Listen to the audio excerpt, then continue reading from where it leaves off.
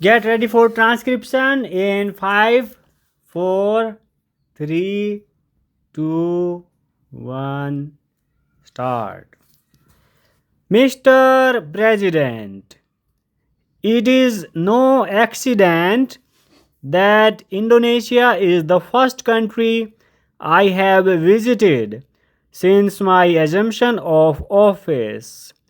Indonesia and India are neighbors who share a common cultural heritage and whose record of peaceful cooperation over the centuries can perhaps be regarded as a model for relation between states. In the more recent past, our people inspired one another in a mutually reinforcing struggle to rid ourselves of colonial domination. Since our emergence as independent states, we have been engaged in the task of consolidating our freedom. Both our countries have adopted the principles of Panchasila. In a world characterized by competition between power blocks, we concluded that a policy of non alignment was best calculated to consolidate our independence and to foster our political and economic development in directions best suited to the genius of our people. Our common assessment that military alliance afford an illusory sense of security and cannot provide enduring strength has been fully vindicated by developments which have taken place since we first enunciated the policy of non alignment. While referring to the period shortly after we became independent members of the Committee of Nations, I cannot but recall with pride and gratification the initiatives our countries took to pave the way for Afro Asian unity at the historic Bandung Conference. The Asian countries have formulated proposals calculated to ensure their stability and security from external interference. We fully share the concerns and aspirations of the Asian countries and have pledged our cooperation in the attainment of their objectives.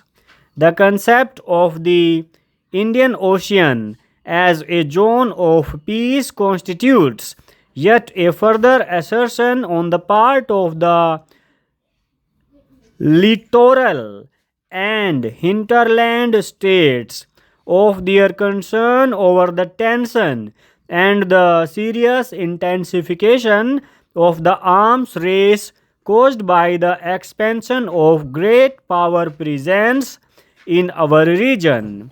Indonesia and India are among the largest countries in Asia and the world, and our constructive and close cooperation could contribute significantly to the creation of conditions of peace and stability in the region to which we belong. Mr. President, there is a wind of change in Asia. Important developments have taken place in Indochina in the recent past. The termination of the conflict in that region is a matter of particular gratification since it has brought to an end a long period of bitter and avoidable human suffering. But more difficult task lies ahead. The new situation which has emerged is of great significance for Asia since it opens up the prospect of a constructive and fruitful relationship among the states in the region based on sovereignty, territorial integrity and cooperation and mutual benefit. The situation in the subcontinent has changed fundamentally since the emergence of Bangladesh as an independent nation in 1971. We have been earnestly engaged in the process of establishing a climate of durable peace in our region and are determined to persist with these efforts. In West Asia, the situation will remain tense as long as forcible occupation of Arab territories is not vacated and the legitimate rights of the Palestinian people are not recognized. These various developments have tended to underscore the question of security and development in the Asian context.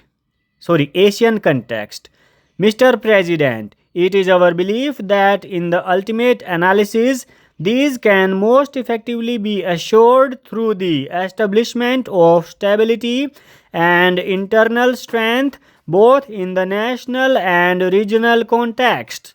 Our thinking in this regard corresponds to the Indonesian concept of resilience. The fabric of peace and stability can be further strengthened through bilateral economic and cultural cooperation, which can gradually be extended to assume a multilateral character. History and political circumstances have prevented Asian nations from developing an Asian consciousness or a sense of regional unity and identity.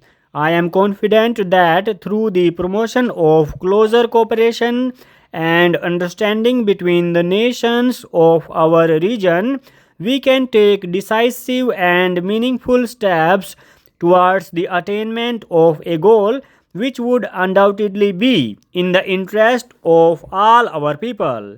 Mr. President, both our countries are engaged in the monumental task of improving the quality of life of our people. We realize that we must undertake the responsibilities of economic development and social justice with the same vigor which motivated our struggles for independence, since freedom can become secure and meaningful for our people only if it has social and economic content. The responsibility to make the less developed countries economically strong has to be accepted by the international community as a whole as an essential prerequisite for durable peace and security, and the developed and rich countries have an obligation to promote this process. It is equally necessary for the developing countries to assist one another by sharing their resources and skills and by establishing close links for mutually beneficial economic cooperation. Indonesia's reserves for natural resources are happily abundant, and I have been gratified to see what remarkable progress your government has made in the development of these resources. We in India have made our own efforts to develop our technology. Sir, you might feel that since one party is in power, probably they will not be at cross purposes, but that is not going to be so because the state governments are confronted with their own problems. They are nearer as far as the people are concerned. We live in this secluded chamber, away from the people, away from the masses, and well guarded and well protected by all the powers of the government. But it is difficult for the states to avoid mass demonstrations in and around the assembly house.